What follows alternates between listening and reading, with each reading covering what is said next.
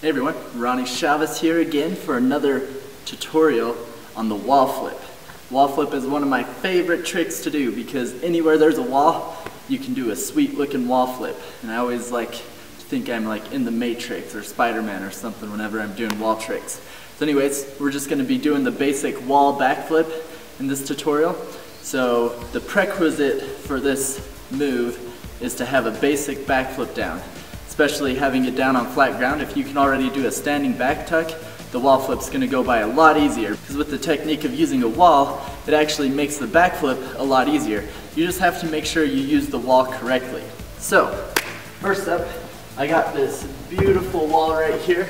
Now you want to find a wall that's going to be pretty grippy. This one has this rough carpeted material, so the grip is actually pretty good. But anywhere you go, you just want to make sure you're going to have a guaranteed grip, because if your foot slips during a wall flip, there's not much chance you can recover from it. So it's really important that you have proper grip. I've seen a lot of videos of guys doing wall flips and their foot slips, and every time flat on their back or on their head. So you really want to make sure you're going to get a good setup, and then also even use some padding if it's available.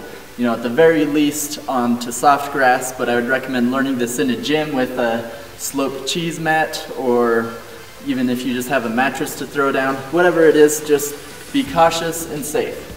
You have your basic backflip technique down and you're ready to learn it off a wall. So the first thing to take note with doing the wall flip is your run up to the wall. So when you're coming up to a wall, generally you don't need a ton of speed for wall flips. It mostly just depends on how high you want to get in the air, but generally you don't need a ton of speed, just a little bit of momentum to push you against the wall and back off of it. The momentum is what's going to help give you extra grip to the wall as well, because if you're just standing here, you know, your foot will slip naturally, but if you have momentum into the wall, it's going to allow you to stick against it for enough time to go into the wall flip.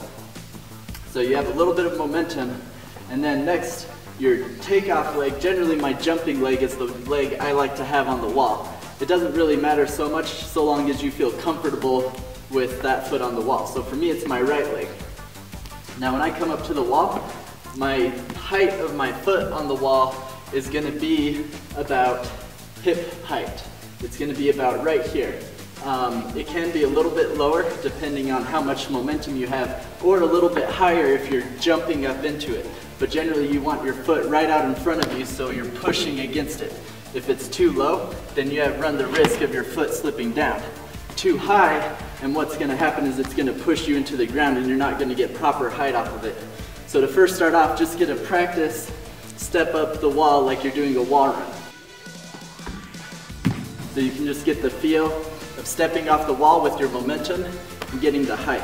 As you're running up to the wall, you're going to begin going into your backflip technique. If you remember our backflip technique, we jump up, swing our arms, set tall, and then tuck through. So same thing here. I'm going to begin bringing my arms back so that as I step off the wall, I can bring them up and go into the flip. The timing is going to be a little bit later with the arms because I'm not flipping from the ground, I'm flipping from off the wall. So I come up and I'm going to set up just like I would a normal backflip, and then as I kick off the wall with this foot to give me my push and height, my other leg is going to drive through to help give me flip over. So it can either be a kick or a drive of your knee, whatever it is, you're going to tuck your knees through to help you flip over. Okay, so a few common problems people have is one, they'll cheat into the flip too early where they're leaning back as they're running towards the wall.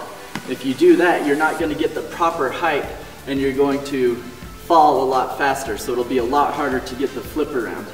Another problem people have is they put their foot too high on the wall, because it feels like if you put your foot high on the wall, it'll help you get more height. Wrong. If your foot's higher on the wall, you're pushing against the wall and your body's down here, so there's no way you're going to get height with your foot high on the wall. It's going to push you down into the ground. So it's really important that your foot isn't too high on the wall. The next thing is that you set up, that you're jumping up off the wall. You're not just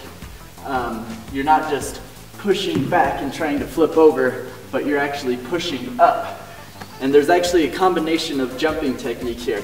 You're jumping off your left leg to get extra height, and then pushing again off the wall. So you're almost getting, you're getting height from your jump on the ground and height from off the wall. And then from there is when once your foot starts hitting the wall, you then can start leaning back and setting up into the flip and kick over. There's also a couple variations to the wall flip. Right now I'm just focusing on the wall flip tuck, but there's also a kick out, which I find is pretty simple if you do it right. So when you're doing the kick out, instead of driving your knee through and tucking around, you're actually going to swing your leg all the way through and land on it in a kick out. Those ones you tend to not need as much height because your leg kicking you around will whip you around pretty fast, but they can be a little bit more technical. So if you're familiar with just a standing back tuck, then I would focus on those first, and then you can start learning the variations to the wall flip. So my dad, the Silver Fox, has also been working on the wall flip. Just check out his progress at the gym.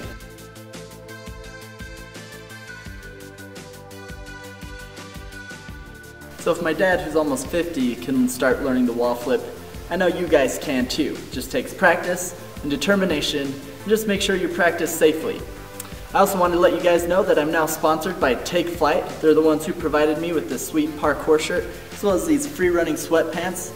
They're pretty awesome. So if you want to buy some yourself, I have a link for you in the description below. But otherwise, be sure to subscribe for more tutorials, and thanks for watching.